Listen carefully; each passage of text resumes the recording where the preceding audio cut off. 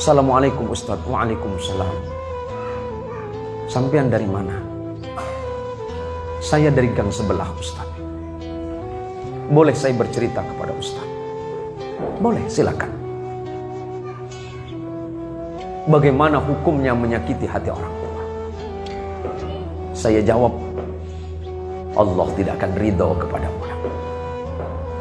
Sehebat apapun sujudmu kepada Allah, bahkan seandainya tempat sujudmu itu cekung karena sujudmu, tetapi engkau masih menyakiti hati ibu, sujudmu menjadi sia-sia kepada Allah. Sehebat apapun amalmu, tapi engkau pernah menyakiti orang tuamu, baik dengan ucapanmu apalagi dengan tingkahmu, maka dipastikan Allah tidak akan ridho kepadamu. Terima kasih Ustaz.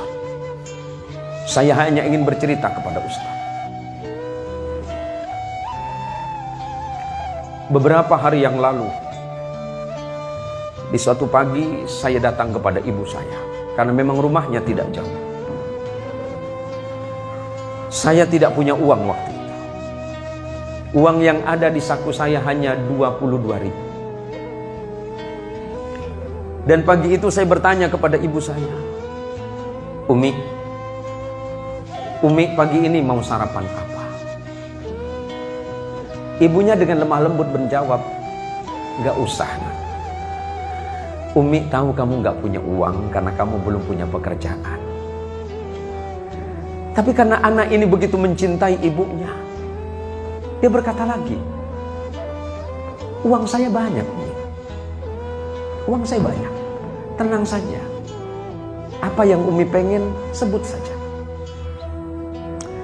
Dan dia tahu bahwa uminya itu senangannya adalah makan sate.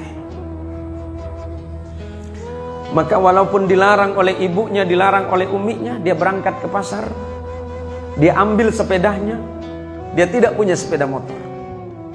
Dia berangkat ke pasar dengan uang 22.000 di sakunya. Kemudian 20.000 dia belikan sate. Kemudian dia kembali ke rumahnya dengan tersenyum kepada ibunya. Umi, saya belikan makanan kesenangan Umi. Mudah-mudahan Umi suka. Dan tanpa disadari oleh anak ini, ibunya ini meneteskan air mata. Karena ibunya tahu bahwa anak ini gak punya uang. Tapi karena ingin menghargai jeripaya anaknya, ibu ini mau. Dan setelah itu kemudian anak ini menyuapi ibunya. Dengan telaten dia menyuapi ibunya. Dan tanpa terasa ibunya kemudian berdoa kepada Allah. Nah, semoga Allah memberikanmu rezeki yang lebih. Hati ibunya bahagia. Bahagia hati. Padahal di samping kebahagiaannya ibunya bersedih. Karena anaknya punya uang satu-satunya. Dan setelah selesai ibunya disuapin kemudian pamitan kepada ibunya. Mi, saya pamit kalau kira-kira ada apa-apa. Nanti Umi kasih tahu saja. Nanti selepas sholat duha saya mau berangkat. Saya ada janjian dengan orang. Selepas sholat duha kemudian anak ini berangkat dengan uang hanya 2.000 di sakunya. 2.000 rupiah. Di tengah perjalanan dia hanya berharap kepada Allah, ya Allah, ampuni dosa ibuku, ampuni dosa ayahku. Ibuku yang melahirkan, membesarkanku dan merawatku dengan tanpa pamrih. Yang ketika aku sakit, ibuku tidak pernah tidur. Dan ibuku selalu berbohong kepadaku. Ya. Padahal perutnya lapar, tapi ibuku selalu mengatakan kenyang. Ketika ibuku tidak punya uang, dia selalu mengatakan dia punya uang. Selamatkan ibuku. Itu terus yang diucapkan dalam hati. Ketika sampai di tengah jalan, di perjalanan, tiba-tiba dia dicegat oleh seorang ibu. Seorang nenek-nenek. Dan ibu nenek ini berkata kepada anak ini, "Nak, saya mau nyebrang." Si anak muda ini berpikir ibu ini akan menyeberang jalan. Rupanya ibu ini akan ke kota seberang. Dan pada waktu itu angkot atau angkutan umum atau oplet, ongkosnya 2.000 rupiah. Dan itu hanya satu-satunya yang ada di sakunya. Tapi karena dia mencintai ibunya, Setiap ada perempuan tua, dia menganggap itu sebagai ibunya. Maka dengan sigap anak muda ini bilang, "Ibu, silakan naik. Nanti saya bilang sama sopirnya ibu turun di mana." Maka kemudian anak muda ini dengan sisa uang yang 2.000 rupiah kemudian diberikan kepada sopir ini sebagai bayaran terhadap nenek yang sudah naik angkot. Berarti habis uang di sakunya. Tapi dia bahagia. Karena bagi dia membahagiakan ibu dan membahagiakan orang yang seumuran dengan ibunya adalah sebuah kenikmatan. Dan kemudian tidak berapa lama Allah membalasnya. 20.000 yang dia bayarkan untuk membelikan makanan ibunya, dan 2.000 yang dia bayarkan untuk ongkos ibu tua tadi, Allah balas hanya dalam hitungan 30 detik. Dari arah depan tiba-tiba ada sebuah mobil mewah yang mengklakson dia. Kemudian sopir ini memanggil anak muda tadi. Dan kejadiannya ini sekitar tahun 2009. Dipanggilnya anak muda ini. Dia tanya, "Dek, kamu mau kemana?" "Saya ada janji dengan kawan, Pak. Ada yang bisa saya bantu." "Oh tidak. Coba ke sini."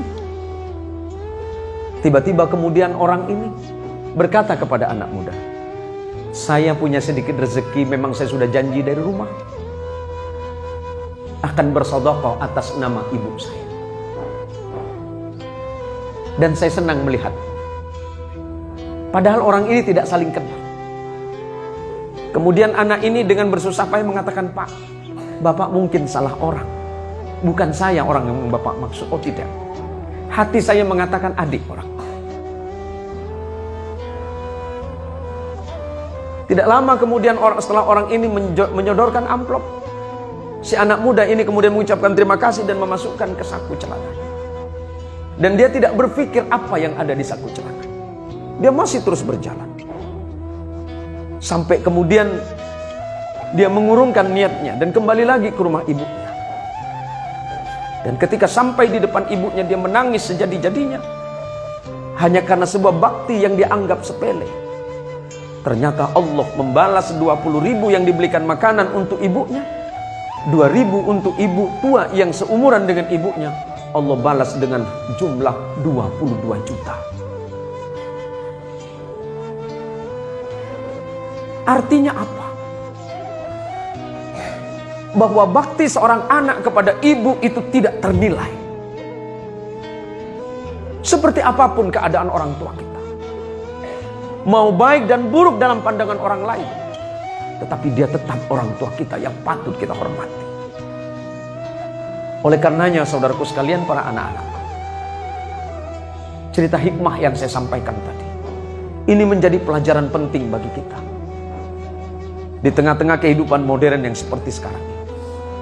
Di luaran sana banyak anak-anak muda yang cerdas dan pintar, tetapi ternyata mereka dalam keadaan kebingungan dan kesusahan. Baik itu yang mencari pekerjaan ataupun mencari rezeki. Padahal ilmu sudah mereka miliki. Padahal pengetahuan sudah mereka miliki, pengalaman luar biasa. Tapi Allah sulitkan hidupnya. Allah sulitkan mereka mencari rezeki. Boleh jadi salah satu yang menghalangi antara doa dia dengan Allah adalah dosa kepada orang tua yang tanpa disadari. Maka sebagai bakti kita kepada orang tua, jaga akhlak kita, jaga ucapan kita kepada orang tua, jaga perbuatan kita kepada orang tua, karena ridallah fi ridal walidain wa suhtullah fi suhtil walidain. Ridha Allah tergantung kepada ridha orang tua, dan kemurkaan Allah tergantung kepada kemurkaan kedua orang tua. Semoga Allah Subhanahu wa taala menjadikan kita semuanya orang-orang yang salih, anak keturunan kita menjadi anak yang salih dan salihah, istri kita menjadi istri yang salihah, suaminya menjadi suami yang salih, dan santri-santri yang ada di depan kita ini kelak adalah orang-orang yang